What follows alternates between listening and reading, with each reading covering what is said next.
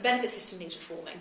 It was designed for a prior age when the idea of work was that it was permanent and full-time, and what the benefit system needed to do was support people who lost permanent full-time work until they got their next permanent full-time job. And what we know is that the labour market now has changed dramatically. It's much more fluid. There are far more part-time jobs. There are an awful lot of zero-hours contracts where people don't know week from week what they'll be earning. There is a need for a benefit system that can cope with people's incomes from work fluctuating far more and far more frequently than was the norm at the point at which the benefit system was designed. So what you currently have as a person who is in employment, or let's take it the other way around, what you currently have as a person who is on benefits is a choice. You get offered a part-time job, a temporary part-time job for 6 weeks, flexible hours. You know, if you take that job, your housing benefit's going to stop, and it's probably going to take 6 weeks for it to be reassessed. And the rest of the benefits that you're claiming, if you will also stop.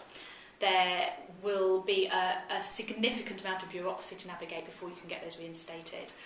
It's unpredictable how long that's going to take. And actually the impact on you of taking that job is both hard to see in terms of what its financial return will be for you, and it's phenomenally disruptive to your income flow. And if you are somebody who doesn't have savings, as most people on benefits won't, that can be very, very hard for you to cope with in the short term. So the system, as currently set up, means that it is often a very rational choice not to take the work that's available. So the system needs reform. And I think that an awful lot of what the current government is doing to try and straighten that system out is very, very overdue. So we need a system that's more transparent, which means that people are better able to predict whether or not they're going to be better off in or out of work. We need a system that means that people don't experience phenomenally high marginal tax rates of up to 100%, where every pound they earn is clawed back in terms of a pound in lost income. And I think that the intention to create a system which means that work pays and which means that people's incomes are predictable is honourable. I am very concerned about some of the other agendas which are accompanying benefit change. The biggest being the idea that we need to introduce a very harsh conditionality regime in order to encourage, in inverted commas, people to take available work. It's premised on the idea that people don't want to work and that people are far too comfortable on benefits. Now, I just don't think that reflects with what I see. What I see is people's life on out-of-work benefits already being very hard. They're already living on very low incomes. And we have a system which means it's very hard. It's actually often incredibly risky for people to take available work. And I am very opposed to any further erosion of the security that the benefit system offers people, which it's offering. It does offer security, offers security at a very low level. My view is that once you have a system which is functioning and which enables people to take the work that there is increasingly available in our economy with security, then see whether there's still a problem, then see whether or not you have an issue with people refusing paid work. I think you won't have.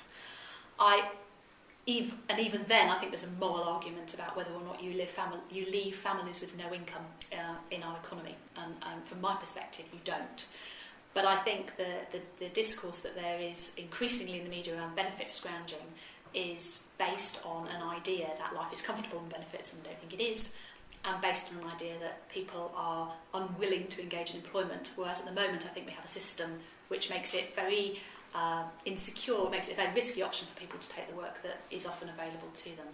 So data I've seen recently is saying that 80% of the jobs that are expected to be created in our economy in the next 5 years will be part-time. We know a huge number of jobs are being outsourced. There's more work being done through agencies.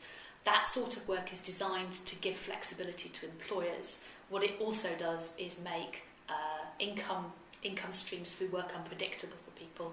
We need a benefit system that can even out and take the risk out of that sort of employment, rather than one that exacerbates the risk that people experience when they are taking up those sorts of jobs.